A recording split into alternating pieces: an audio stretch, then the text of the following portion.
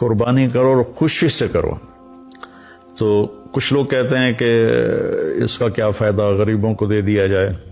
تو ہمیں تو اپنے نبی سے لینا ہے درس اور سبق.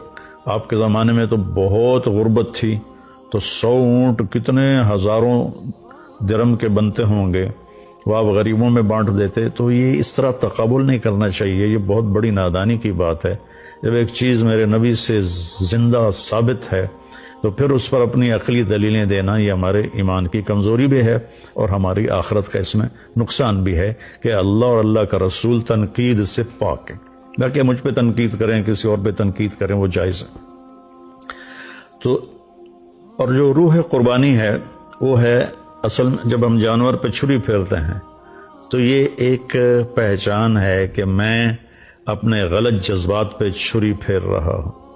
میں اس چھری پھیرنے کے بعد جھوٹ پہ چھری پھیر رہا ہوں، بے ایمانی پہ چھری پھیر رہا ہوں، فحاشی پہ چھری پھیر رہا ہوں.